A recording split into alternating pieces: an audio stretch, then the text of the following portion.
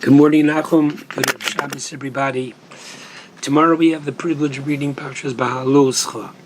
Parshas Beha'aloscha, according to the Chinuch, contains 5 mitzvos, asay,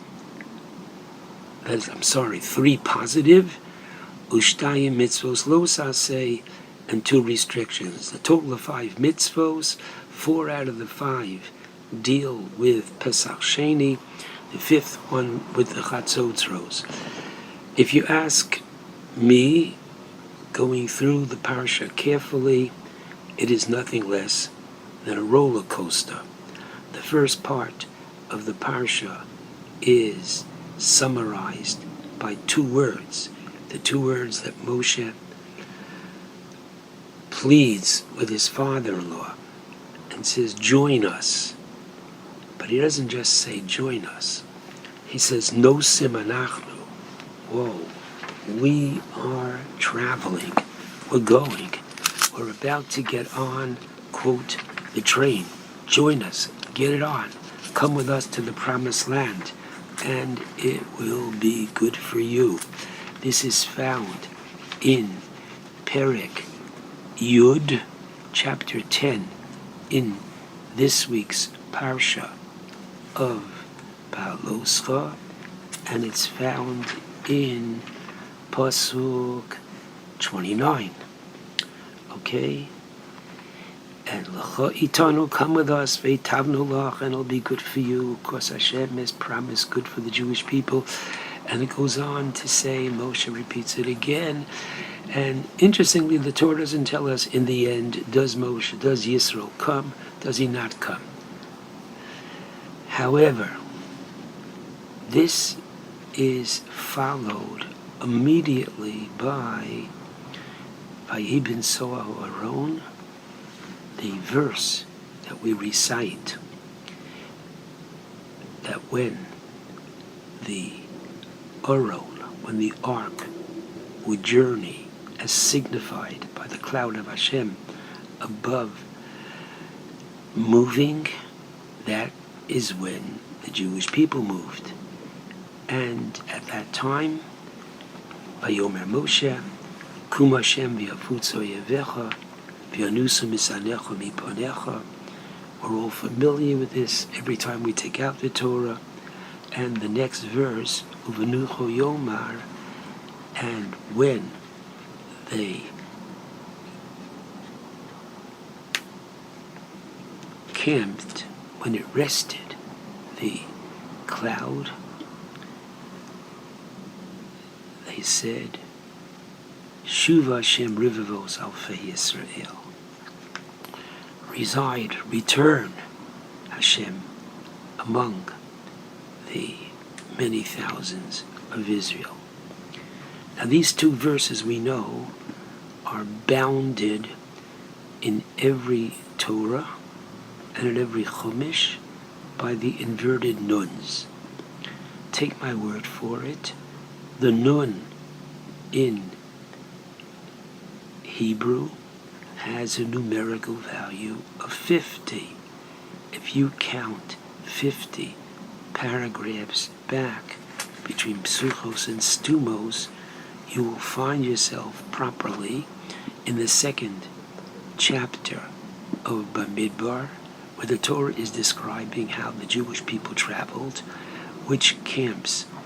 Camp of Yehuda came first, camp of Reuven came second, then came Machne Leviah, and that's where it should have said Vayibin Soah Aron, but the answer is it's put here, as the Gemara tells us in Shabbos 1:15, an amazing idea that these 2 psukim are out of place.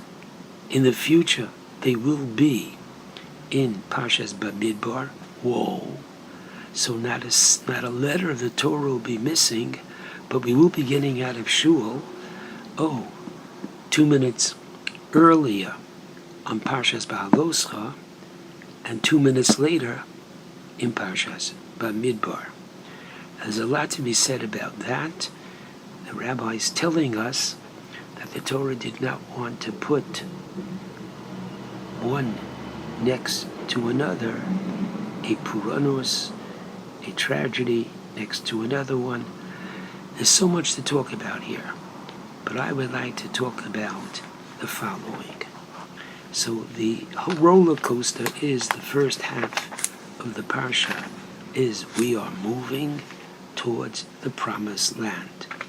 After the inverted nuns, starting with chapter 11, we have, unfortunately, the Torah noting the people complaining, the misonanim, and they're complaining about kibros hatava. What do they want? They want meat. They remember the cucumbers, the melons, the leeks, the onions, the garlic. Oh, come on. And after all, what are they saying? And now, this is in chapter 11, verse 6 and 7. Now, our life is parched. There's nothing but the mun. Now, this sounds crazy. If the mun tasted like anything you wanted, what could be better? Hey, Mom, what's for dinner? What would you like? And just think, whatever you like, you got. Why should they complain? Good question. I wish I had time to answer that. But the answer basically is that the second half of the Parsha is all downhill. And Moshe complains, I can't do it myself. Hashem tells him to assemble the, quote, first Sanhedrin. And we know that two individuals, Eldad and Medad, were so convinced that they would not make the cut that they stayed back. They were worthy of making the cut, and they were given prophecy, and the prophecy was, oh my goodness, that Moshe is going to die. Yoshua is going to lead the people.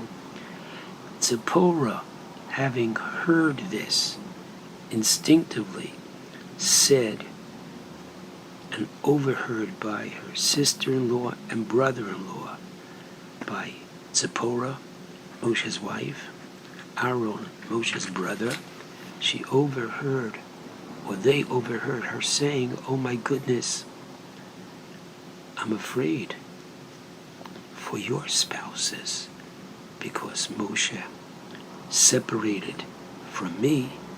Ay, ay, ay. Now, at that point there, the Torah in chapter 12, at the end of Beha'aloscha, tells us of the Lashon Hara, that Miriam and Aaron spoke against Moshe. Now Miriam is the one who saved his life. Miriam is his older sister who cared for him so much. And Aaron was the one who was hesitant to go to Mitzrayim to overstep his brother Moshe. That the three of them had such beautiful brotherly love. Hinei matovu manoyim, sheves achim gam yachad. Our rabbis say, is Moshe and Aaron. And yet, Moshe, because he separated from his wife and never told anybody that he did this, but he did this only because Hashem told him to do. When Miriam and Aaron hear this, they say, who do you think Moshe is? Hashem also speaks to us. And she gets tzaras. The bottom line is, we see that even if you say something that you possibly even only mean well, but if it is of a negative nature, if it's a criticism, be careful. Be careful how you speak.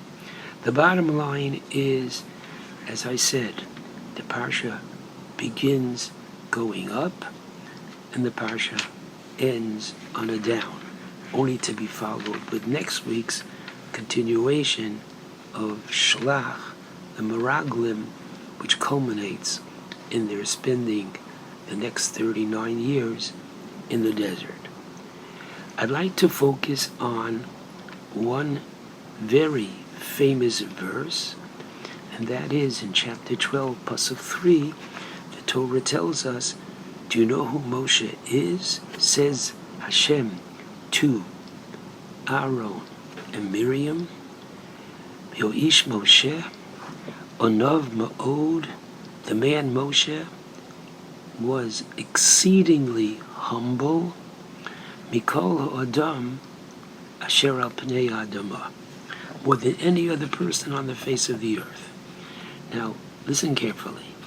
Go down a few psukim further, whereby the Torah says in verse 8, in the contrast of Moshe to all the other prophets, Lo chen avdi Moshe, Moshe is different, pe el pe adaber bo, mouth to mouth do I speak to him, in a clear vision, not in riddles.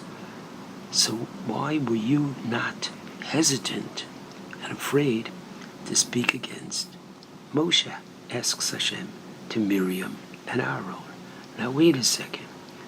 Let me ask you a question. How is it that Moshe was Onav Ma'od, Mikol Adam, Asher al Pnei Adamah? How is it that Moshe is the most modest? Doesn't Moshe know that Hashem speaks to him in a manner which is so different to no other person? So the answer is, of course he knows. So I'm going to give you two answers. The first answer is, I believe this is true. The more you know that you don't know. This is true in every field, but especially true in Torah, mitzvos, in theology. The more you know about Hashem, the more you don't know.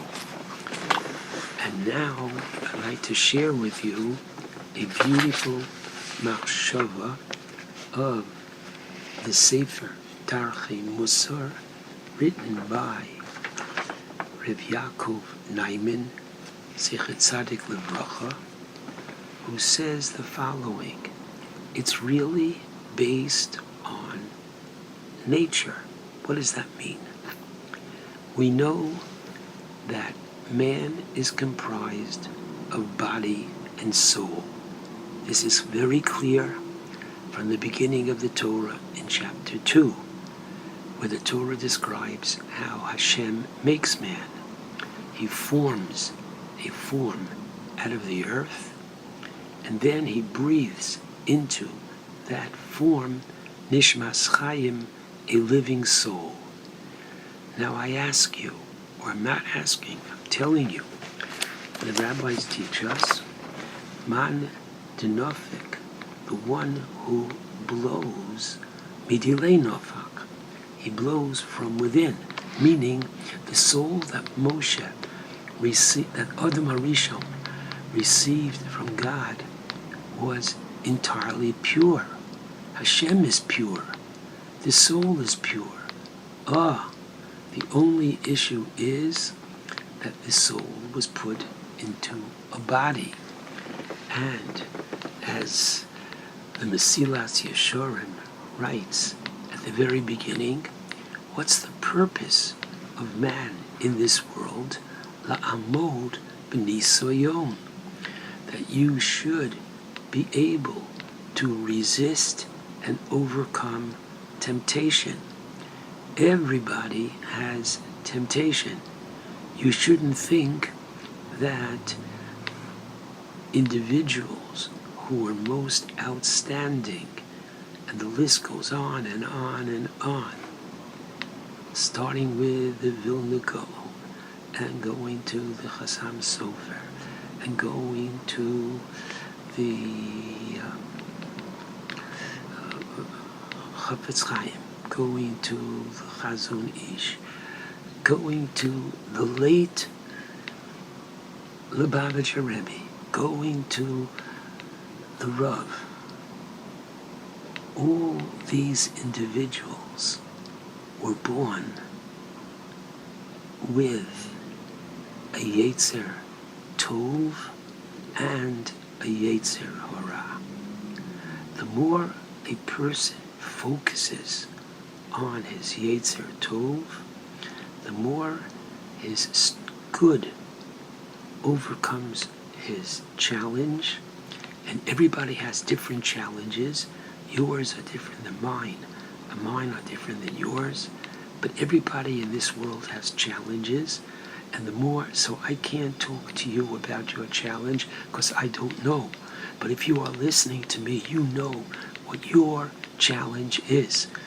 And the Torah is telling us that Ish Moshe Anav Ma'od. Why was Moshe the most modest man? Because he was able to utilize that which Hashem blew into him, which was the Spirit of Hashem, which is pure and holy, and that was dominant. He was able to constantly overcome his earthly desires. Now, it doesn't mean that we are suggesting that everybody find their mountaintop and try to live in isolation without any interaction in society. Absolutely not. The whole idea of Yahadus is v'chai bohem. You can do it. We are to live with our neighbors. We're to live with our Jewish neighbors. We're to live with our non-Jewish neighbors. The Sakein Olam b'malchus shagai. We're here to make this world a better world. But the answer is that you can do it. Each one. It's getting late, so I have to close. I'm going to close with the following idea. Every morning we make two brachos. The bracha of Yotzar, Asher Yotzar Sa'odam, that God created man, and he has the physical, Rofeko Basar Mafli Lasos, and there's also the second bracha of Elokai, the soul that you gave me.